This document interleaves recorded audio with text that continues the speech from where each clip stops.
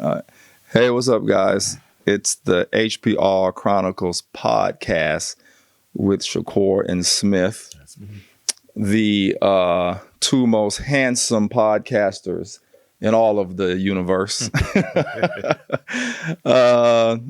It's a podcast about history, politics, and race. If you're just joining us for the first time, and we cover current affairs. You know, we just break it down simple and plain so you guys can understand it. I'm actually a film director from Trinidad and Tobago. I've always had a love for history and politics. Chris is a veteran of the Army Reserves who currently works for the VA, and he also has a passion for history and politics and travel and all that good stuff. It's about truth. It's not pro any race, just pro truth. And our slogan is, if it offends you, we're sorry, not sorry. You know what I mean? So again, we're not, we don't care if it offends you. We're about truth. Yeah. So last week we did the impeachment. Then the week before that, we covered the Iowa caucuses and stuff like that. Mm-hmm. And and before that, if you haven't heard, we did one on the God concept, not having any evidence. Then we did one on the devil concept, not having any evidence. So it was only right that we covered the Jesus concept. So today's show is going to be kind of different. I'm actually gonna play you guys something from George Carlin, the comedian, about Jesus and religion and all that stuff. And first I'm going to read you something from Live Science, which is a very respected organization, website, and stuff like that. I'm going to read you some stuff from Live Science first. We'll start with that. Then I'll let you hear something from George Carlin, which I thought was great. And then I'll let you hear some stuff and show you guys how they made up all the Jesus stories throughout the world, And again, whatever is true for you. We're not here to convince anyone that Jesus is real or fake. You know what I mean? You're welcome to do your own research, but again, base it on facts. I just come from a factual standpoint. This show will probably be kind of controversial, somewhat eye-opening, scientific, this, that, and the other. But, we'll let you guys check it out. And you be the judge, go out there, do your research and stuff like that. Because the information is out there, which is cool, in this day and time, especially with this day and time of the internet. Mm-hmm. You know what I'm saying? So, again, and when it comes to these shows, especially when we're tackling subjects like God and the devil and Jesus and Prophet Muhammad, we can do one, then this, that, and the other. I always try to look for unbiased sources. That's very important to get the information from, because just because it's on the internet doesn't mean it's true. Mm-hmm. You know what I mean? So one of my goals, to our listeners is I always try to come from and get my information from unbiased sources who, go ahead. Wow, that's kind of too who don't care either way, about the subject. They're just giving you the truth, And one of the things I wanted to do last week too that we didn't do that we could do this week, I just wanted to just have a quick moment of silence for Colby and his daughter and all the other 7 souls that lost their life on that plane. That was crazy. Yeah. Helicopter. Yeah, on the helicopter, yeah. And you read my mind, because I meant to do that last week and I just totally... Yeah, it's all good. So I'm going to set my timer for 24 seconds. We'll have a 24-second moment of silence for all those souls, because that was his number, 24, later in his career.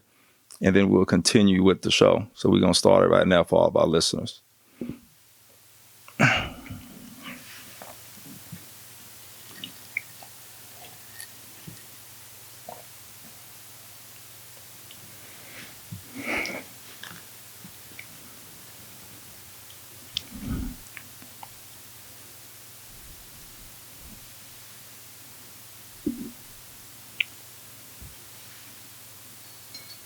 Okay, cool. So again, condolences to those families and, everyone affected. That was tragic. That was surprising. It's a lot of unanswered questions. I don't believe a lot of the conspiracy theories. It seems like in today's day and age, no one can, because of the internet, no one could just die anymore. It always has to be like, there's a reason. Like it always has to be out. some, yeah. So the facts are out there when it comes to that. But once again, prayers to all the families that was affected by that. So guys, today we're going to talk about the Jesus story and where that came from. Just real quick, also just to expand on that is the way the loss happened for all those families and how just they were heading to just go do simple thing that they've done before and to pass away on. Always it just kind of puts in perspective of, is it important to truly be angry with some people? Get rid of those. Get rid of those feelings and emotions and problems, man. It's true. It's true. Yeah. So I'm going to start off by reading you guys something from Live Science. And again, these are just some facts that you guys can go and look up. But you know what's funny, Chris? It seems like religion seems to be just the one thing that even when you give people facts, they still don't believe it. It's so weird because I guess we've been so indoctrinated for so many years that even when you give us facts, you just still don't believe it. Well, anyway, I'm going to try to read this and go ahead. I believe that the Bible is a factual book. You know what I'm saying? Right. And I'm not saying like which I'm going to touch on here. Written, anyway, that is not a right. They take it as a they just believe it's a factual book. Yep. Yeah, which we're going to touch on here a little bit, and the next thing we're going to listen to kind of touches on it too in a indirect kind of way. So anyway, here we go, and forgive me if I can't pronounce some of these names, and Crispy can help too. Sure. Smith can help too if he sees something, maybe he can pronounce it better than me. But bear with us. I'm going to read you this thing from Live Science about Jesus. So. Okay, Jesus Christ may be the most famous man who ever lived. But how do we know he did? Most theological historians, Christian and non-Christian alike, believe that Jesus really did walk the earth. They drew that conclusion from textual evidence in the Bible. However, rather than from the odd assortments of relics parading as physical evidence in churches all over Europe. You know what I mean?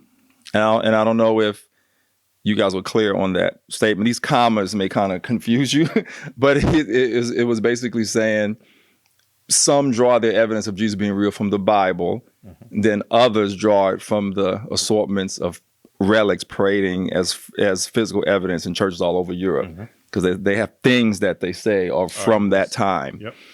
So that's why they say it's real. So we're gonna get into all that.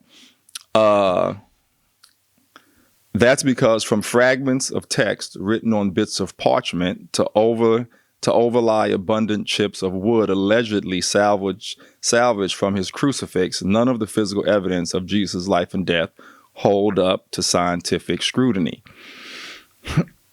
Sorry, I'm still getting over the flu for all of our listeners. It takes like another month for it to eventually come out your system. I'm still coughing and stuff. It's crazy, even in the gym. Anyway, in a documentary called The Nails of the Cross, set to air April 20th, and I forget when Live Science published this, but this was, a few years ago or whatever. In a documentary called The Nails of the Cross, set to air April 20th on the History Channel, filmmaker Simcha Jacobovici, is that it? Simcha Jacobovici. Jacobovici tells the story of two nails allegedly discovered in a 2,000-year-old tomb in Jerusalem. He presents circumstantial evidence that seems to suggest the rusty relics once nailed Jesus to the cross. The tomb in which the nails were found is believed by some to be that of the Jewish high priest Caiaphas, who presides over the trial of Jesus in the New Testament. If you look at the whole story, historically, textual, archaeological, they all seem to point at these two nails being involved in a crucifixion.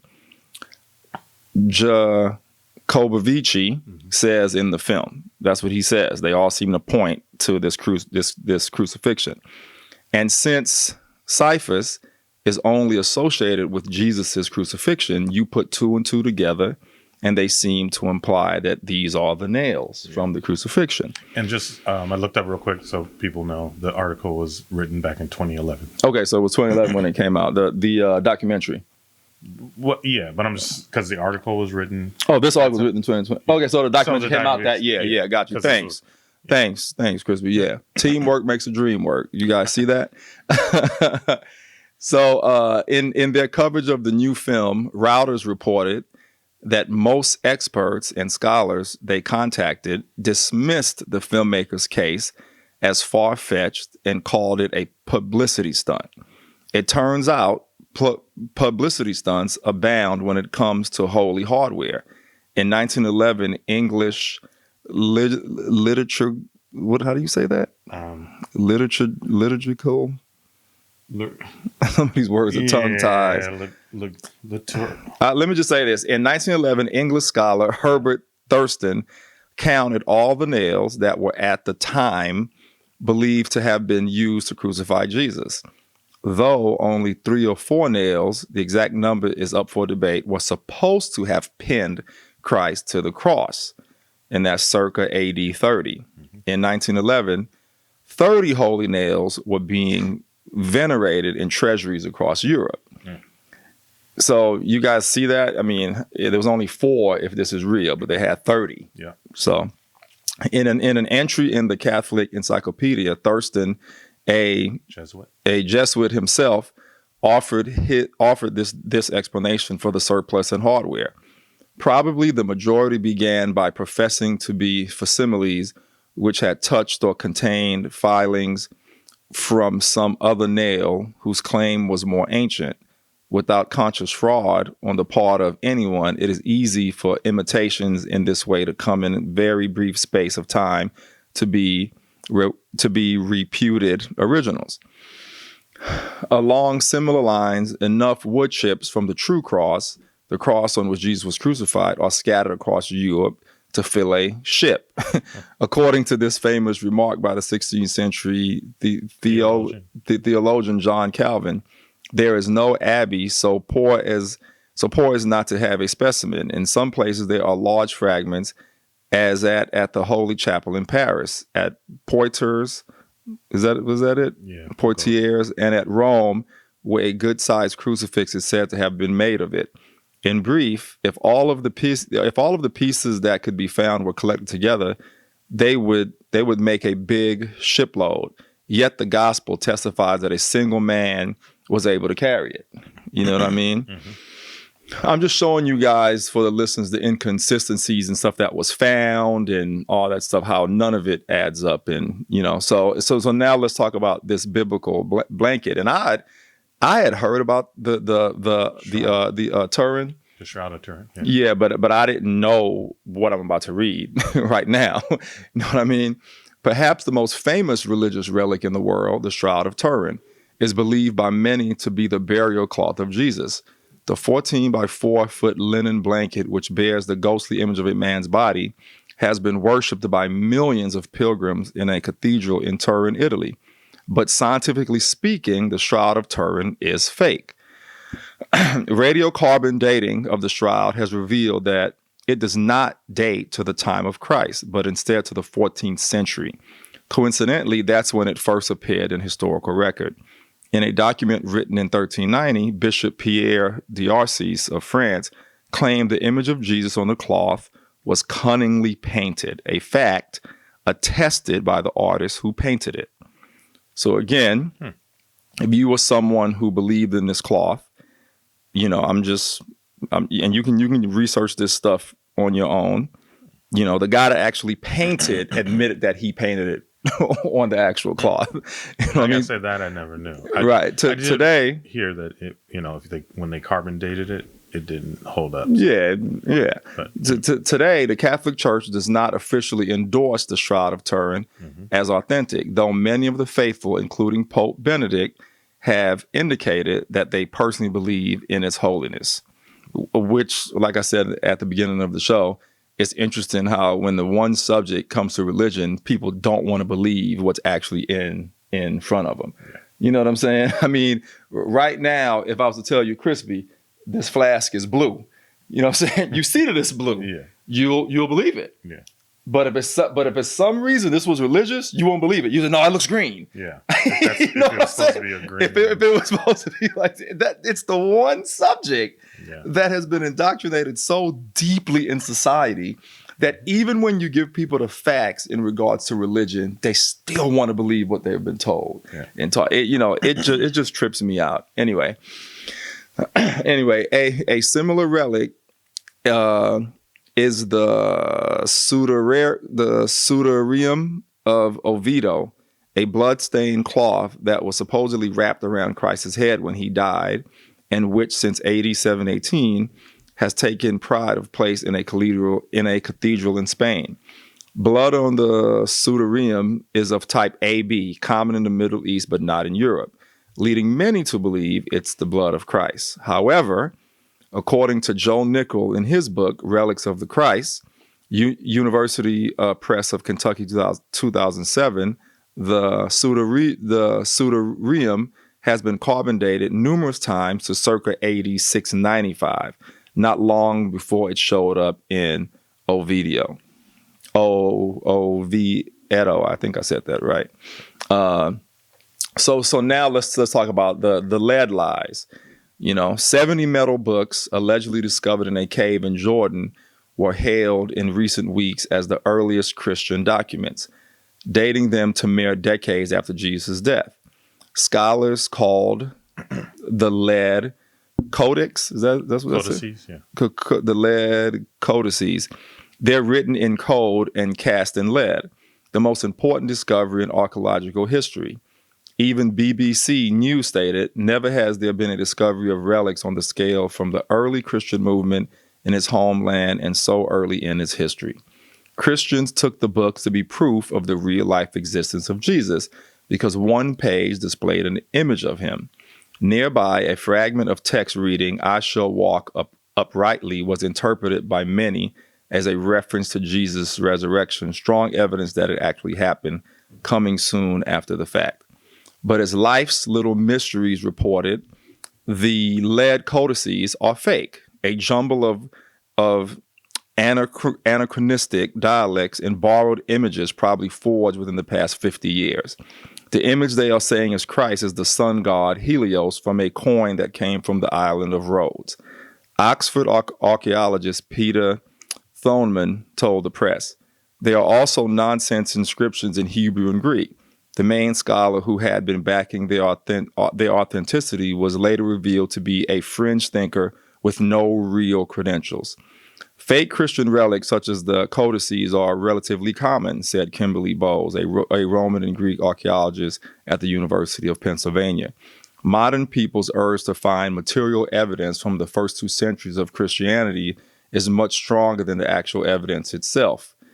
So people wanting to find something is much stronger than there being something to actually find, is what she's saying. Mm-hmm. Bowles told Life's Little Mysteries, this is because the number of Christians from this period was incredibly small, probably less than 7,000 by AD 100, and because they didn't distinguish themselves materially from their Jewish brethren.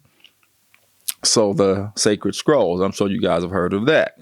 One of the most important archaeological finds that actually dates to the time of Jesus may or may not provide evidence of his existence, depending on who you ask. The Dead Sea Scrolls, a vast trove of parchment and papyrus documents found in a cave in Israel in the 1940s, were written sometime between 150 BC and AD 70. In one place, the scrolls refer to a teacher of righteousness. Some say that teacher is Jesus. Others argue that he could be anyone. Christ's crown. Before Jesus was crucified, the Gospels say Roman soldiers placed a crown of thorns on his head in a painful mockery of his sovereignty. Many Christians believe the thorny instrument of torture still exists today, albeit in pieces scattered across Europe. One near complete crown is housed in the Notre Dame Cathedral in Paris. And I actually think I saw that. Okay. The documented history of Notre Dame's crown of thorns goes back at least 16 centuries, an impressive provenance, but it doesn't quite trace back to AD 30. Furthermore, as Nickel points out, Notre Dame's crown is a circlet of brush and is completely devoid of thorns. So the one in Paris doesn't date back to when Jesus was supposedly existed and doesn't have thorns. And I think when I was in Paris, I did go to the cathedral for a fact, and I'm almost certain I saw that, and I may even have a photo of it. The book itself, the best argument, which you were talking about the Bible when we first started, excuse me, the best argument in favor of Jesus as a once living person is, of course, the Holy Bible itself. The synoptic gospel of Matthew, Mark, Luke, and John are thought by scholars to have been written by 4 of Christ's disciples in the decades after his crucifixion. There are still other gospels never canonized, but written by near contemporaries of Jesus all the same. Many details differ between the various accounts of his life and death, but there's also a great deal of overlap, and through centuries of careful analysis, biblical scholars have arrived at a general profile of Jesus the man. We do know some things about the historical Jesus, less than some Christians think, but more than some skeptics think, said Marcus Borg, a prominent biblical scholar, author, and retired professor of religion and culture at Oregon State University. Though a few books have recently argued that Jesus never existed, the evidence that he did is persuasive to the vast majority of scholars, whether Christians or non-Christians. So again, these books are out there, and there's a lot of evidence, to show that he didn't exist, which even the passage I'm reading you guys now from Live Science, none of the relics, none of them add up to a Jesus having been in existence, So let me keep going. Jesus was born sometime just before 4 BC. So this is the story. The following description, surmised from the Gospels, would be affirmed by most his history scholars, Borg told Live Science. So this is what Borg told Live Science, because this is a story we all know, right? Jesus was born sometime just before 4 BC and grew up in Nazareth, a small village in Galilee. This is what I was taught as a kid coming up. As part of the peasant class, Jesus' father was a carpenter, and he became one, two, meaning that they had likely lost agricultural land at some point. Jesus was raised Jewish. He was raised Jewish, and he remained deeply Jewish all of his life. He never intended to create a new religion. Rather, he saw himself as acting within Judaism. He left Nazareth as an adult and met the prophet John, who baptized him. During his baptism, Jesus likely experienced some sort of divine vision. Shortly afterwards, he began his public preaching with the message that the world could be transformed into a kingdom of God. He became a noted teacher and prophet, as well as a healer. More healing stories are told about Jesus than any other figure in the Jewish tradition. He was executed by Roman imperial authority, and his followers experienced him after his death. It is clear, Borg said, that they had visions of Jesus as they had known him during his historical life. Only after his death did they declare Jesus to be Lord or the Son of God. So once again, this is a story that's always told about his existence, So you have anything you want to add before I go to the next segment? I'm just going to say this, that the information you are giving, it makes sense, and it goes along with how I currently do believe, like before, when I was in Catholic school and all that stuff being taught. But I just want to say that there, some stuff I had kind of looked, and this was previously before you. Yeah, because we were going to do it together. And so there is no definitive physical or archaeological evidence of the existence of Jesus. There's nothing conclusive, nor would I expect there to be.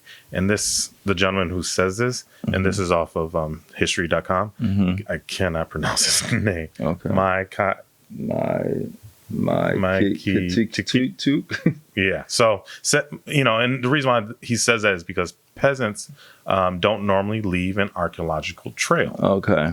The reality is that we don't have archaeological records for virtually anyone who lived in Jesus's time and place, said University of North Carolina Religious Studies Professor Bart D. Ehrman, author of Did Jesus exist? The historical argument for Jesus of Nazareth. The lack of evidence does not mean a person at the time didn't exist. It means that he or she, like 99.99% of the rest of the world at the time, made no impact on the archaeological record. So the one thing, something else I saw that said, there's proof to say that he lived, but there's no proof to say that he died and rose, that came back to life. Right, but where's the proof that he even lived though? There is written. I mean, there is stuff that says Jesus is a real man and Jesus was around that time, but it's not like his impact wasn't what it is like today. Like at that time, he was just a regular. He's just a regular dude. It wasn't like the stories they tried to create of him. But there is records like that. With the whole Pontius Pilate crucifying him. That's a record. There is record of that, but again, his existence in history is just truly, like they said, 99.99% of people don't have anything about him. He wasn't a king or anything like that. Right. You know what I mean? But I didn't even think there was any record of him being crucified either. Where's the proof of that? Because the Romans did keep some records, and there is mention of a Jesus of whatever being. Yeah, I don't know. I've never found that. Well, you're in your other thing. So now I'm gonna let you guys hear the excerpt from George Carlin, the comedian. Let me turn the mic around for everybody. So can I real quick? Yeah, of course. Okay, so this is what on theguardian.com. They said, how confident can we be that Jesus Christ actually lived? The historical evidence for Jesus of Nazareth is both long established and widespread. Within a few decades of his supposed lifetime, he is mentioned by Jewish and Roman historians, as well by dozens of Christian writings, which that's the part I'm not necessarily going to believe, but the Jewish and the Roman historians that do mention him, that's the part I'm saying. He was a true man. But where's the proof, though?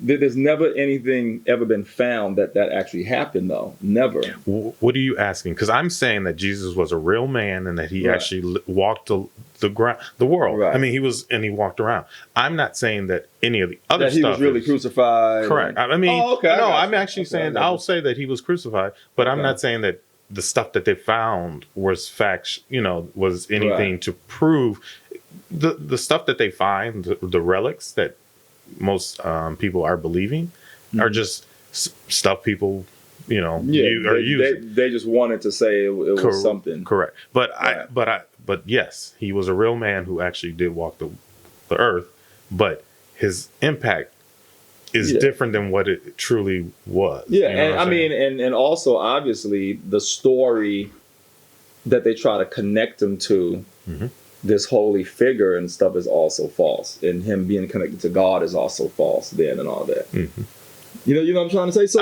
I'm not saying he's the son of God. So if he's just a regular man, correct, what's the significance then? If he's a man who was teaching good. He was trying to teach good. But so was probably 1,000 other dudes back exactly. then. But so why was if he does exist? Why was this guy, and I'll have to share your mic and I have this one turned to let the audience listen, but if he did exist, why was he chosen to be the so-called one that they attached to this false narrative about religion and all that? I'll do a thing. But you know what I'm saying? Because actually, I've read some things and there is an explanation, We getting ready to get into it now. Sure. You know what I'm saying?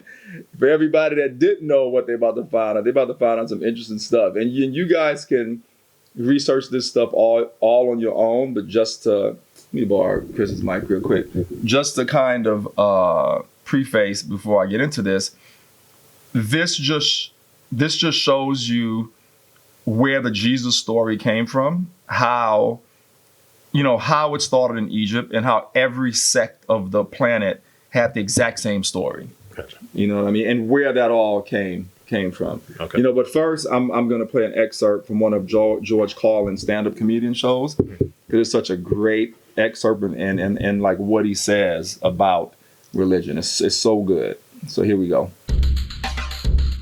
Because I got to tell you the truth, folks. I got to tell you the truth.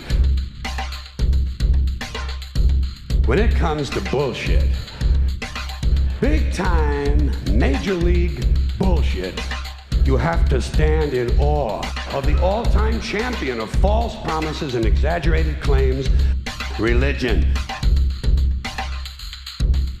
Think about it. Religion has actually convinced people that there's an invisible man living in the sky who watches everything you do every minute of every day.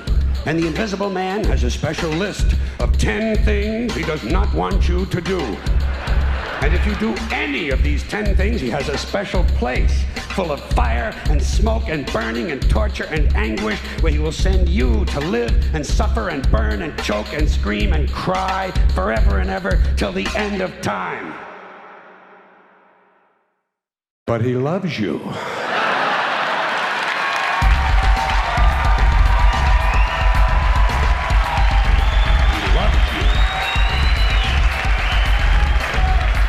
He loves you and he needs money. He always needs money. He's all powerful, all perfect, all knowing, and all wise. Somehow just can't handle money. Religion takes in billions of dollars. They pay no taxes and they always need a little more. Now, you talk about a good bullshit story. Holy shit.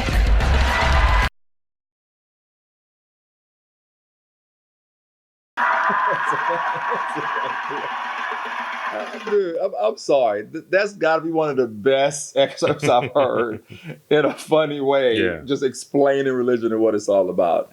And George Carlin is so right. Now, this next piece I'm going to play is about 20 or 30 minutes for our listeners. And we can pause it in between and discuss things, just kind of explain it This in is a the way. sun. But yeah, let's keep going. As far back as 10,000 BC, history is abundant with carvings and writings reflecting people's respect and adoration for this object. And it is simple to understand why, as every morning the sun would rise, bringing vision, warmth, and security, saving man from the cold, blind, predator-filled darkness of night. Without it, the cultures understood the crops would not grow and life on the planet would not survive. These realities made the sun the most adored object of all time. Likewise, they were also very aware of the stars. The tracking of the stars allowed them to recognize and anticipate events which occurred over long periods of time, such as eclipses and full moons. They in turn cataloged celestial groups into what we know today as constellations. This is the cross of the Zodiac, one of the oldest conceptual images in human history. It reflects the sun as it figuratively passes through the 12 major constellations over the course of a year. It also reflects the 12 months of the year, the 4 seasons, and the solstices and equinoxes. The term zodiac relates to the fact that constellations were anthropomorphized, or personified, as figures or animals.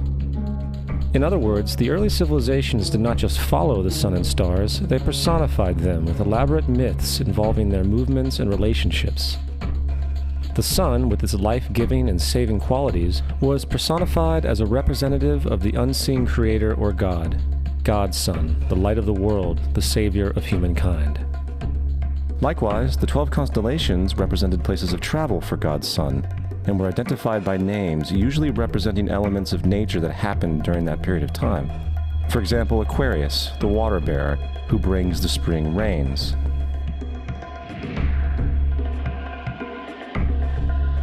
This is Horus.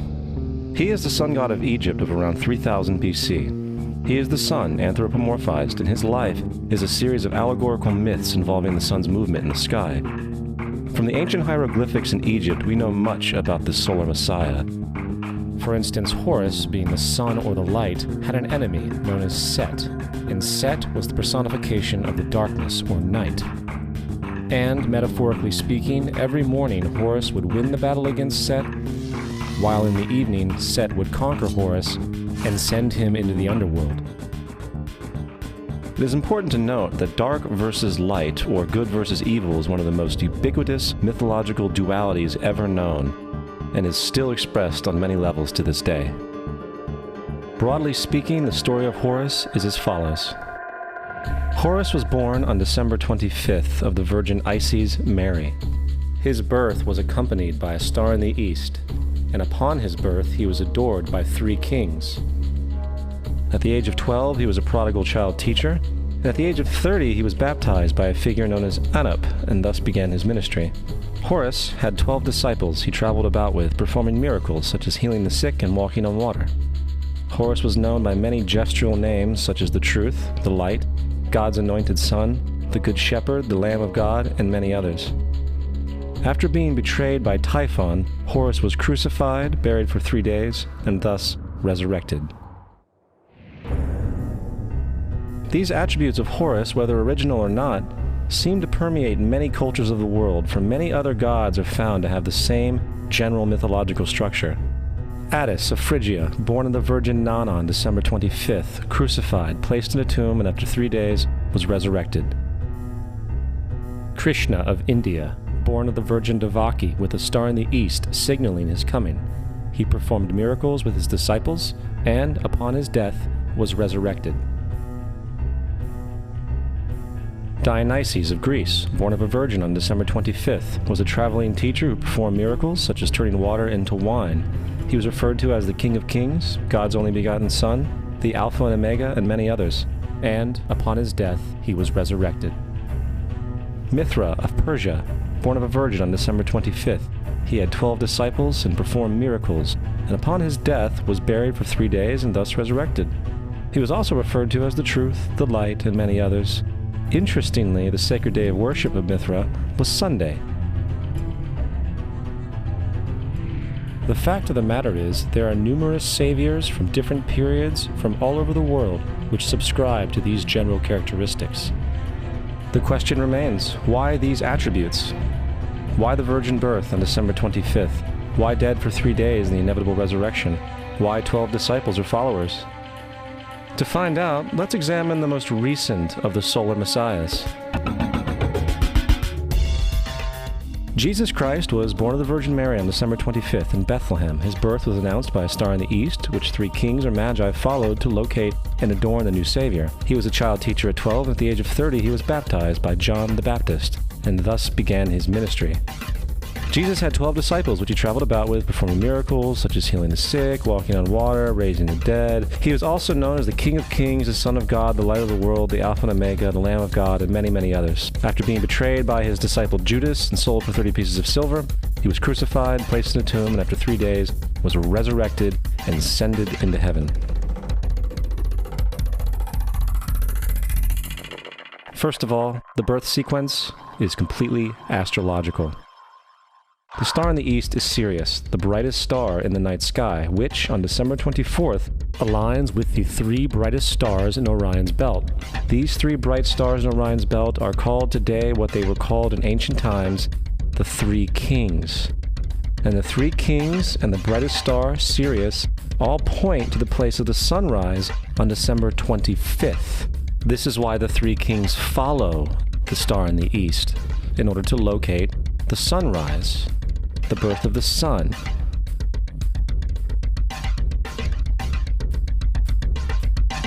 The Virgin Mary is the constellation Virgo, also known as Virgo the Virgin. Virgo in Latin means virgin. Virgo is also referred to as the house of bread, and the representation of Virgo is a virgin holding a sheaf of wheat. This house of bread and its symbol of wheat represents August and September, the time of harvest. In turn, Bethlehem, in fact, literally translates to house of bread. Bethlehem is thus a reference to the constellation Virgo, a place in the sky, not on Earth. There's another very interesting phenomenon that occurs around December 25th, or the winter solstice. From the summer solstice to the winter solstice, the days become shorter and colder. And from the perspective of the northern hemisphere, the sun appears to move south and get smaller and more scarce. The shortening of the days and the expiration of the crops when approaching the winter solstice symbolize the process of death to the ancients. It was the death of the sun. And by December 22nd, the sun's demise was fully realized, for the sun, having moved south continually for 6 months, makes it to its lowest point in the sky. Here a curious thing occurs. The sun stops moving south, at least perceivably, for 3 days. And during this 3-day pause, the sun resides in the vicinity of the Southern Cross, or Crux, constellation. And after this time, on December 25th, the sun moves 1 degree, this time north, foreshadowing longer days, warmth, and spring. And thus it was said, the sun died on the cross, was dead for 3 days, only to be resurrected or born again. This is why Jesus and numerous other sun gods share the crucifixion, 3-day death, and resurrection concept. It is the sun's transition period before it shifts its direction back into the northern hemisphere, bringing spring and thus salvation. However, they did not celebrate the resurrection of the sun until the spring equinox, or Easter. This is because at the spring equinox, the sun officially overpowers the evil darkness, as daytime thereafter becomes longer in duration than the night, and the revitalizing conditions of spring emerge. Now, probably the most obvious of all the astrological symbolism around Jesus regards the 12 disciples. They are simply the 12 constellations of the Zodiac, which Jesus, being the sun, travels about with. In fact, the number 12 is replete throughout the Bible.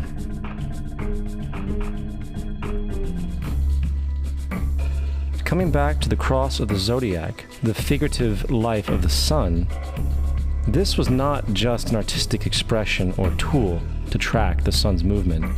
It was also a pagan spiritual symbol, the shorthand of which looked like this. This is not a symbol of Christianity. It is a pagan adaptation of the cross of the Zodiac.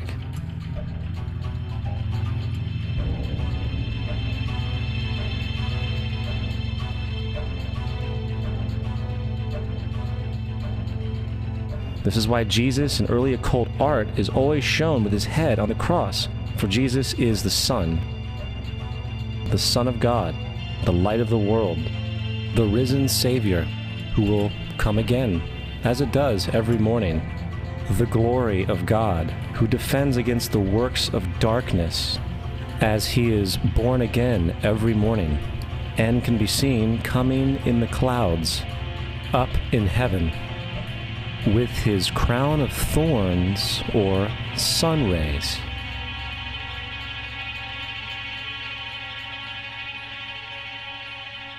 Now, of the many astronomical metaphors in the Bible, one of the most important has to do with the ages.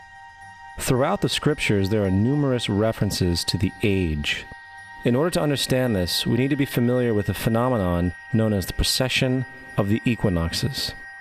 The ancient Egyptians, along with cultures long before them, recognized that approximately every 2150 years, the sunrise on the morning of the spring equinox would occur in a different sign of the zodiac. This has to do with a slow, angular wobble that the Earth maintains as it rotates on its axis. It is called a precession because the constellations go backwards rather than through the normal yearly cycle. The amount of time it takes for the precession to go through all 12 signs is roughly 25,765 years. This is also called the Great Year, and ancient societies were very aware of this, and they referred to each 2150-year period as an age. From 4300 BC to 2150 BC, it was the age of Taurus, the bull. From 2150 BC to 1 AD, it was the age of Aries, the ram. And from 1 AD to 2150 AD, it is the age of Pisces, the age we are still in to this day. And in and around 2150, we will enter the new age, the age of Aquarius. Now, the Bible reflects, broadly speaking, a symbolic movement through 3 ages while foreshadowing a 4th. In the Old Testament, when Moses comes down Mount Sinai with the 10 Commandments, he is very upset to see his people worshiping a golden bull calf. In fact, he shattered the stone tablets and instructed his people to kill each other in order to purify themselves. Most biblical scholars will attribute this anger to the fact that the Israelites were worshiping a false idol or something to that effect. The reality is, the golden bull is Taurus the bull, and Moses represents the new age of Aries the ram. This is why Jews even today still blow the ram's horn. Moses represents the new age of Aries, and upon the new age, everyone must shed the old age.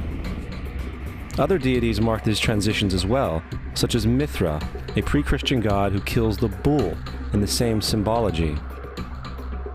Now Jesus is the figure who ushers in the age following Aries, the age of Pisces, or the two fish. Fish symbolism is very abundant in the New Testament. Jesus feeds 5,000 people with bread and 2 fish. When he begins his ministry walking along Galilee, he befriends 2 fishermen who follow him. And I think we have all seen the Jesus fish on the back of people's cars. Little do they know what it actually means. It is a pagan astrological symbolism for the sun's kingdom during the age of Pisces. Also, Jesus' assumed birth date is essentially the start of this age. At Luke 22:10, when Jesus is asked by his disciples where the last Passover would be, Jesus replies, "Behold, when ye are entered into the city, there shall a man meet you, bearing a pitcher of water. Follow him into the house where he entereth in." This scripture is by far one of the most revealing of all the astrological references. The man bearing the pitcher of water is Aquarius, the water bearer, who is always pictured as a man pouring out a pitcher of water. He represents the age after Pisces, and when the sun, God's son, leaves the age of Pisces, Jesus, it will go into the house of Aquarius, as Aquarius follows Pisces in the precession of the equinoxes. All Jesus is saying is that after the age of Pisces will come the age of Aquarius.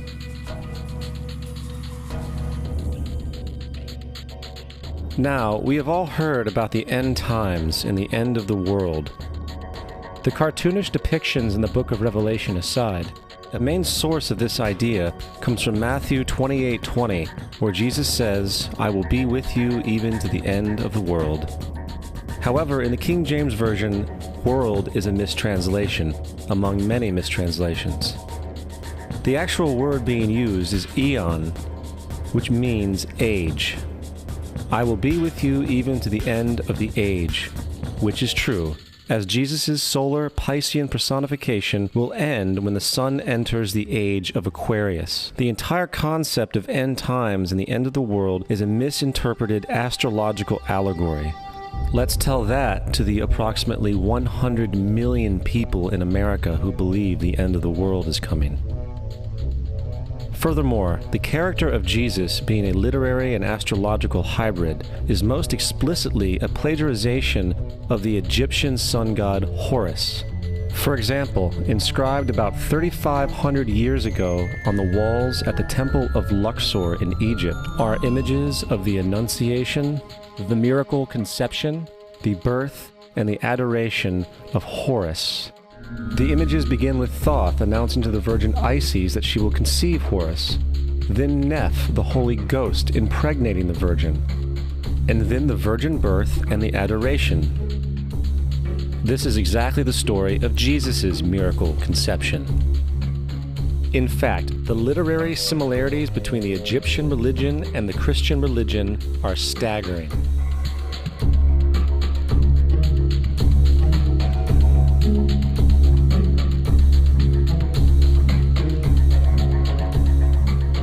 And the plagiarism is continuous. The story of Noah and Noah's Ark is taken directly from tradition. The concept of the Great Flood is ubiquitous throughout the ancient world, with over 200 cited claims in different periods and times. However, one need look no further for a pre-Christian source than the Epic of Gilgamesh, written in 2600 BC. This story talks of a great flood commanded by God, an ark with saved animals upon it, and even the release and return of a dove, all held in common with the biblical story, among many other similarities. And then there is the plagiarized story of Moses. Upon Moses' birth, it is said that he was placed in a reed basket and set adrift in a river in order to avoid infanticide.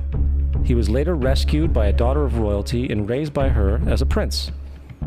This baby in a basket story was lifted directly from the myth of Sargon of Akkad of around 2250 BC. Sargon was born, placed in a reed basket in order to avoid infanticide, and set adrift in a river. He was in turn rescued and raised by Aki, a royal midwife. Furthermore, Moses is known as the lawgiver, the giver of the Ten Commandments, the Mosaic Law. However, the idea of a law being passed from God to a prophet up on a mountain is also a very old motif. Moses is just another lawgiver in a long line of lawgivers in mythological history. In India, Manu was the great lawgiver. In Crete, Minos ascended Mount Dicta, where Zeus gave him the sacred laws, while in Egypt there was Meses, who carried stone tablets and upon them the laws of God were written. Manu, Minos, Meses, Moses. And as far as the Ten Commandments, they are taken outright from spell 125 in the Egyptian Book of the Dead. What the Book of the Dead phrased, "I have not stolen," became "Thou shalt not steal." "I have not killed," became "Thou shalt not kill." "I have not told lies," became "Thou shalt not bear false witness," and so forth. In fact, the Egyptian religion is likely the primary foundational basis for the Judeo-Christian theology. Baptism, afterlife, final judgment, virgin birth, death and resurrection, crucifixion, the Ark of the Covenant, circumcision, saviors, Holy Communion, Great Flood, Easter, Christmas, Passover, and many, many more are all attributes of Egyptian ideas long predating Christianity and Judaism. Justin Martyr, one of the first Christian historians and defenders, wrote, "When we say that he, Jesus Christ, our teacher, was produced without sexual union, was crucified and died and rose again and ascended into heaven, we propound nothing different from what you believe regarding those who you esteem sons of Jupiter." In a different writing, Justin Martyr said, "He was born of a virgin, except this in common with what you believe of Perseus." It's obvious that Justin and other early Christians knew how similar Christianity was to the pagan religions. However, Justin had a solution. As far as he was concerned, the devil did it. The devil had the foresight to come before Christ and create his characteristics in the pagan world. Fundamentalist Christianity, fascinating. These people actually believe the world is 12,000 years old. Swear to God. I actually asked one of these guys, okay, dinosaur fossils. He says, dinosaur fossils? God put those here to test our faith.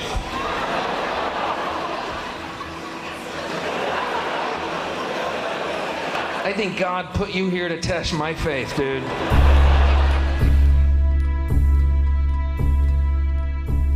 The Bible is nothing more than an astrotheological literary hybrid, just like nearly all religious myths before it. In fact, the aspect of transference of one character's attributes to a new character can be found within the book itself. In the Old Testament, there is the story of Joseph. Joseph was a prototype for Jesus. Joseph was born of a miracle birth. Jesus was born of a miracle birth. Joseph was of 12 brothers. Jesus had 12 disciples. Joseph was sold for 20 pieces of silver. Jesus was sold for 30 pieces of silver. Brother Judah suggests the sale of Joseph. Disciple Judas suggests the sale of Jesus. Joseph began his work at the age of 30. Jesus began his work at the age of 30. The parallels go on and on. Furthermore, is there any non-biblical historical evidence of any person living with the name Jesus, the son of Mary, who traveled about with 12 followers, healing people and the like? There are numerous historians who lived in and around the Mediterranean, either during or soon after the assumed life of Jesus. How many of these historians document this figure? Not one. However, to be fair, that doesn't mean defenders of the historical Jesus haven't claimed the contrary. 4 historians are typically referenced to justify Jesus' existence. Pliny the Younger, Suetonius, and Tacitus are the first 3. Each one of their entries consists of only a few sentences at best, and only referred to Christus or the Christ, which in fact is not a name but a title. It means the Anointed One. The 4th source is Josephus, and this source has been proven to be a forgery for hundreds of years. Sadly, it is still cited as truth. You would think that a guy who rose from the dead and ascended into heaven for all eyes to see and perform the wealth of miracles acclaimed to him would have made it into the historical record. It didn't, because once the evidence is weighed, there are very high odds that the figure known as Jesus did not even exist.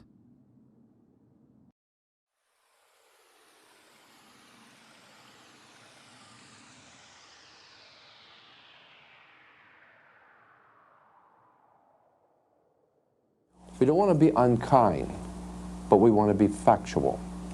We don't want to cause hurt feelings, but we want to be academically correct in what we understand and know to be true. Christianity just is not based on truth. We find that Christianity was in fact nothing more than a Roman story, developed politically. The reality is, Jesus was the solar deity of the Gnostic Christian sect, and like all other pagan gods, he was a mythical figure. It was the political establishment that sought to historize the Jesus figure for social control. In 325 AD in Rome, Emperor Constantine convened the Council of Nicaea. It was during this meeting that the politically motivated Christian doctrines were established, and thus began a long history of religious bloodshed and spiritual fraud. And for over the next 1,000 years, the Vatican maintained a political stranglehold on all of Europe, leading to such joyous periods as the Dark Ages, along with enlightening events such as the Crusades and the Inquisition. Christianity, along with all other related theologies, is an historical fraud. These religions now serve to detach the species from the natural world, and likewise each other. They support blind submission to authority. They reduce human responsibility to the effect that God controls everything, and in turn awful crimes can be justified in the name of a divine pursuit. And, most critically, it empowers the political establishment who have been using the myth to manipulate and control societies. The religious myth is one of the most powerful devices ever created, and it serves as the psychological soil upon which other myths can flourish.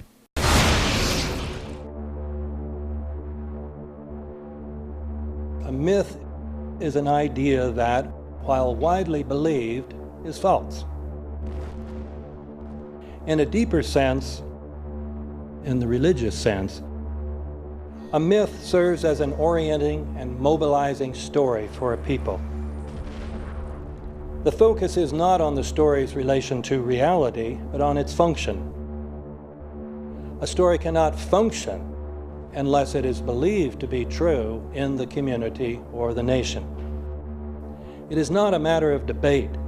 If some people have the bad taste to raise the question of the truth of the sacred story, the keepers of the faith do not enter into debate with them. They ignore them or denounce them as blasphemers. You know, for our listeners, that's why it's tough for me to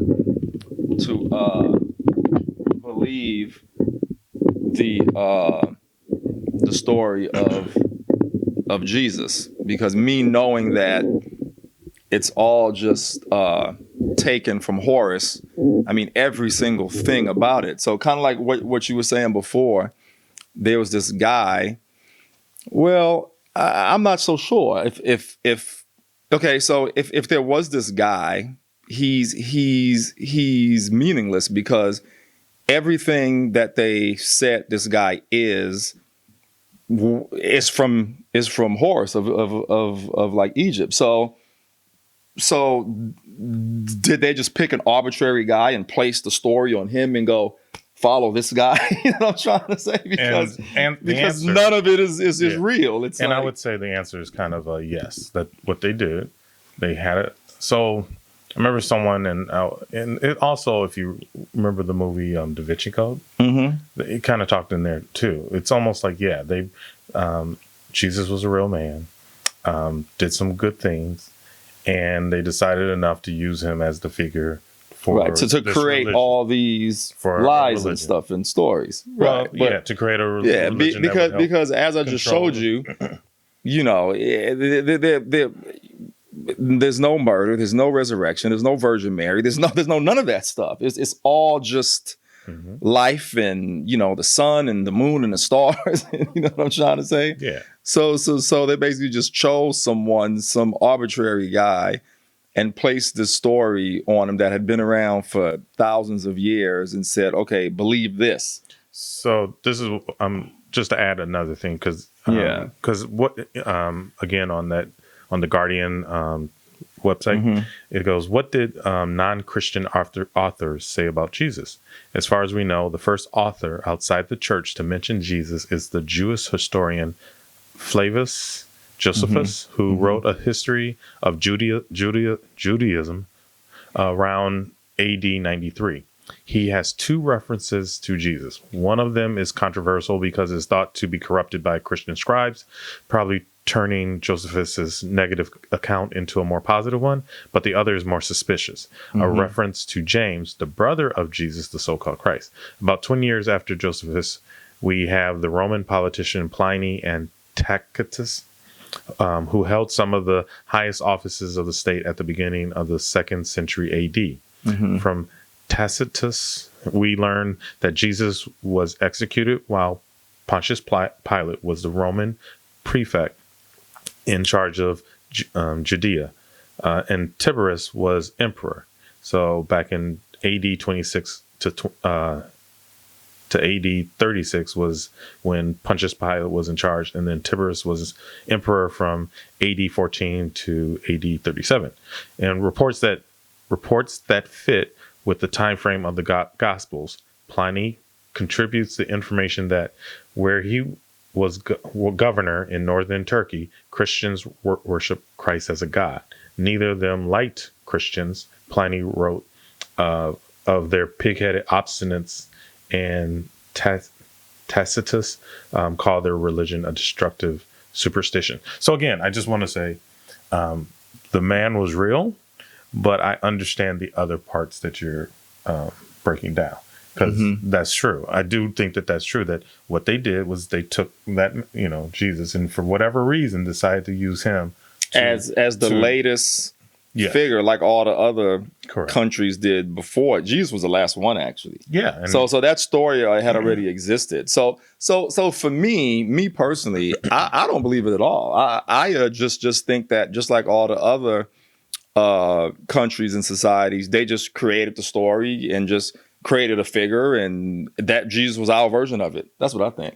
What I think is Jesus was Christianity's version of that story that all those other societies created. Because the exact same story. I'm not just. I'm you know not trying to. though? So are you still saying he's not a man? Yeah, I'm. What this is where we disagree, because I just say that he is. What I'm saying is, what I'm saying is, if he is a man, it has nothing to do with what we were told about anything. And that's the part I'm agreeing with you, but I am saying he's a man. There's no relevance of him though. There's proof that he is that someone had, that there are historians who didn't like Christianity, or Christians and all that stuff, who did mention him, and that he was crucified, blah blah blah, and all that other stuff. But was his life as significant as people have put him now? No, is what I'm agreeing. Yeah. So in this episode, me and Chris are going to agree to disagree. I believe that he never existed in the way they told us. I believe that the crucifixion was what I just showed you, was just the sun going down at the end of the season, and the resurrection was it coming back up on December 25th.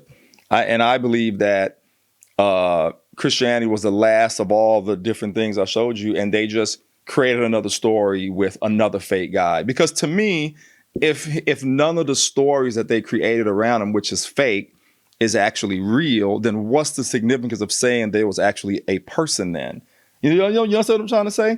Because he was never murdered. He was never resurrected. The Romans never had anything to do with that. And if you visit Rome and you actually go to the Vatican, do you know why they were killing all the people in Rome in the Colosseum? Because they were forcing them to believe in Christianity. They killed everyone that didn't want to believe it. They were actually prosecuting the Christians. The Christians were the one who were being killed. Well, when I was there, the tour guide told us, I was in the Vatican, I was in the Colosseum, and the tour guide told us everybody that was killed were people that they were trying to force to believe in Christianity. And if you didn't say that you were Christian and you believed it, that's when you were killed in the Colosseum. When you go to Rome and visit, you will hear the same thing that I heard. Sure. I'm not making this up. I'm just saying. You know what I'm saying?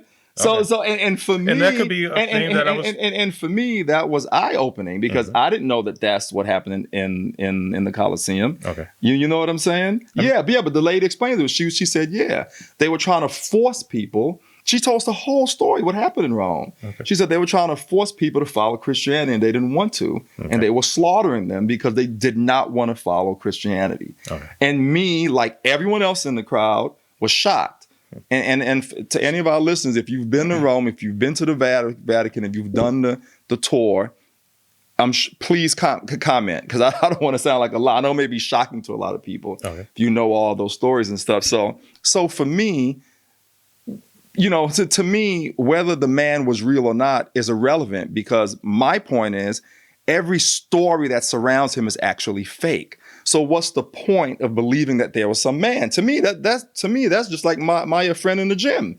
If every story that was placed on my friend in the gym is fake, why mention my friend in the gym? If you understand my whole point. All I'm saying is, but you understand my point. I'm saying your friend in the gym is a real person. Right, but that's all I'm saying. But nothing surrounding Jesus him is real, though. I'm not. I already said I agree with that. Yeah, it's like, so it makes no sense to mention my friend in the gym. But the thing is, but you understand what I'm trying to say. The thing is that they, yes, it's just some made up BS. His image, his likeness, his everything, his message, I think was used to help again control people. So that's all. False religions. Yeah, and everything else that yes, they reused. They reused everything. Single thing, and the whole entire story. You could line it up with Horus. Yeah, but the fact that it was used across the ages and different religions. Yeah, every single sect of You know what I mean? So that's my whole point. Why are you mentioning someone to me that everything surrounding them is not reality? So to me, it's silly. To me, it just sounds like he was a fake guy, and it's my understanding. You say different, but it's my understanding that there's never even been any proof that he actually existed. I keep giving you the proof, and now you're denying. At least in Egypt, they never said Horus was real. They just said, "Hey, this is something we created because of admiration of the sun." I'm giving you. They're proof. trying to tell us in the Western civilization that he was actually real. I'm telling you, there's proof that he's. Show me. You got to show me. I just said it. That the historians who that's not proof. Yes, it is. Historian. What historian? I told you their names, Joseph. But how do we know that that's real though, Crispy? Like, because they actually have records of them. Show me the records. Show me the records. Show me. Prove me wrong. Okay, well then I'll have to show me to bring up this. Every relic I read about is fake. Every relic was dated wrong. And I'm sure you people understand what I'm saying, and as opposed to how he's trying to convince the whole fact of everything. I'm saying the man is a real person. Anyone of anyone. I'm saying my point. I'm not trying to convince anyone. Okay, I'm sorry. Not trying to don't say that. I'm not trying to feel my point. Just show me. But your point is to say that he's not a real person when I said I don't believe he is. Okay. I believe, like Horus, at least the Egyptians didn't tell their society, this guy Horus is real. They knew it was just admiration for the sun and what it does as it goes through the seasons. They knew that. Okay. I just don't believe, based on my research, that this guy actually existed. That's all I'm saying. Sure. You know what I'm saying? At least the other societies didn't try to make it seem as if it was real. That's why we will agree to disagree on that. But as I'm saying, the man is real. Show me proof that he was real. I've just read it to you already. You can't read me something and say, "Oh, that's proof." Where was the proof? That they wrote up. The man he's a historian. And he wrote about the history of Judaism. And in it, he referenced Jesus twice. That my point is, it's not like he wrote a bunch of stuff about Jesus, but he did reference him. And he referenced during the time that Pontius Pilate was in charge and everything like that. So he was a man, and that there was some stuff that people didn't like him. is when I kind of take some of the real with the fake and his teachings weren't necessarily on top of, No, I was saying I thought it was touchscreen, but it's not. It is. Oh, it is touchscreen. Yeah. Okay. So, what did you want to do? No, I just want to go up a little bit. Yeah. Okay. So did ancient writers discuss the existence? Strikingly, there was never any debate in the ancient world about whether Jesus was a historical figure. In the earliest literature of Judah, Jesus was denounced as an illegitimate child of Mary and a sorcerer among pagans. But that's false. The Mary story I just showed you. So again, all right. For our listeners, I challenge my co-host to bring me solid proof that Jesus actually existed. Because I've been studying this way before I met him, and I've never seen proof this guy actually existed. So I'm challenging you to bring me proof. Like telling me someone saw him and read about it is not proof to me. No, not read about him. If someone actually wrote about them in a historical way, yes, then that is. How is that proof? That's exactly what. Well, that's how our history books are written and everything I hear like you. that. People anyone write something. Can just say anything, right? But I'm saying anyone can say anything. No. I mean, Yes, people can say anything. Anyone can just say but anything. if everything, my thing is you have to say that this person is not a real historian and that anything he said was not true. And if we go with that, then yeah. But I say that I got this historian as my person who wrote about it and referenced him twice. But so that's not that proof says that he existed. I can go and write about a guy named Paul and reference him twice tomorrow. Does that mean in 100 years that guy actually existed, or I just said that?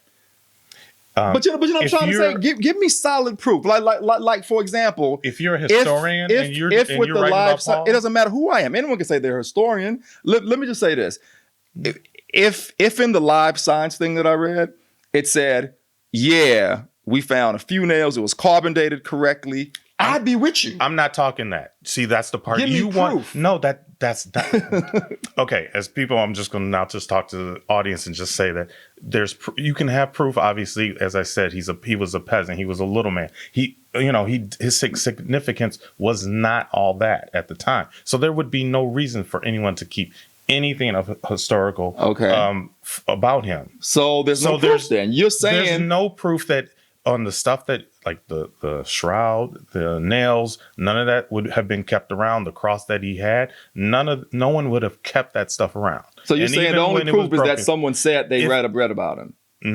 I didn't say someone read about him. I said someone wrote about them, and he was a historian. So yes, right. There is a difference. There's a difference between someone writing just a regular old book and talking about a Tom, and then there's someone who actually is historian, has written writes what's going on at that time. So if you're saying that people who do that and consider themselves historians and that they do write about what's going on in the world at that particular or their area at that time are wrong or not valid, then nothing should be, and everything we're even reading should be not taken for fact. No. I'm not saying that. What I am saying is you just said that he was a peasant, so nothing was recorded. You're saying the only proof is what a historian is saying.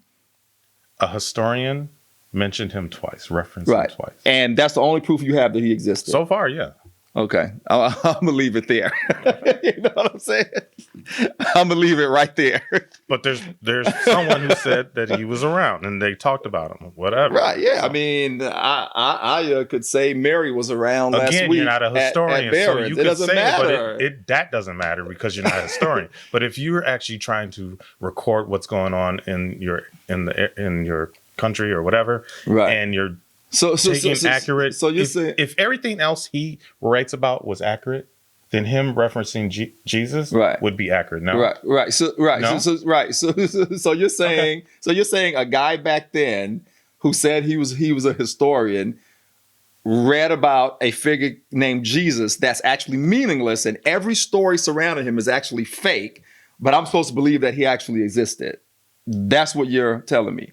What's the significance? If he was a peasant and every spiritual story around him is actually fake, then what's the significance of this guy and this historian mentioned this guy. If he was just a regular guy, that came up about Jesus and everything was done after he died, right? I don't know. Okay, so that I think you need to kind of figure out, because truthfully, all the stuff that most of the stuff that was talked about him was after he passed away. It wasn't, right. So done before. So all the stories from Horus and all the other people too, then, because all the same stories. You keep going. He walked on water. I'm not talking about that story. Oh, okay. Okay. I'm saying that the things about Jesus were done after he was dead. Give me one example.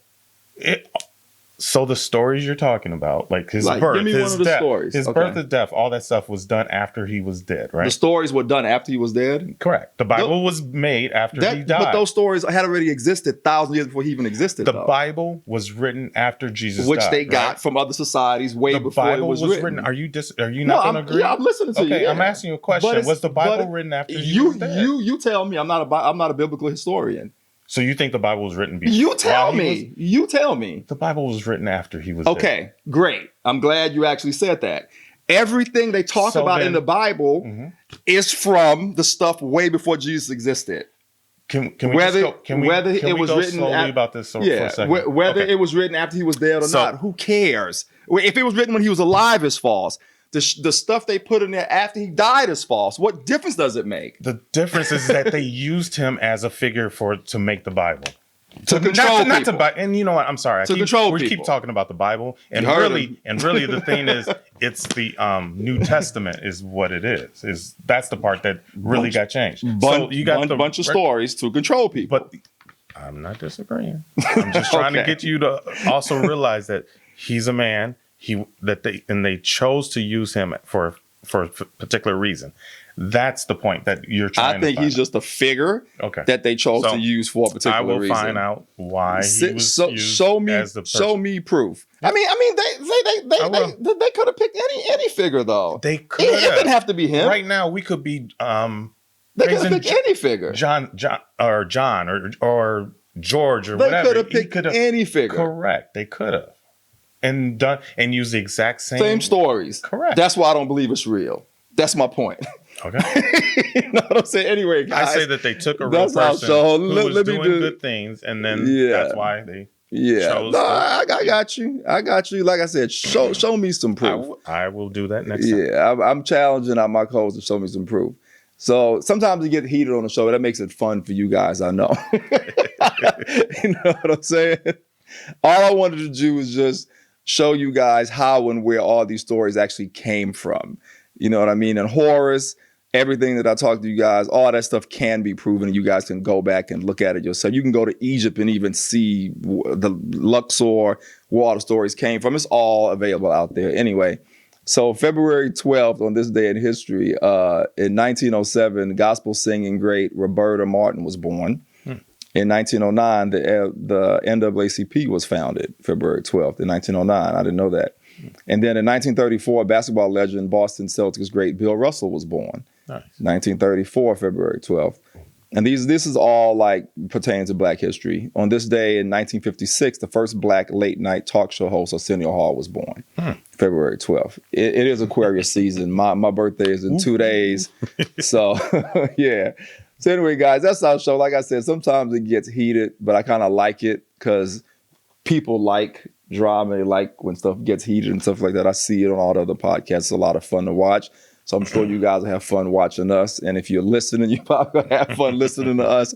We just beg to differ. I'm just more of a skeptic until I see more proof and stuff like that, especially when I have other information that's supporting what I'm seeing. You know what I mean? Like I said, all I want is a little proof. But it's the HPR Chronicles Podcast with Shakur and Smith.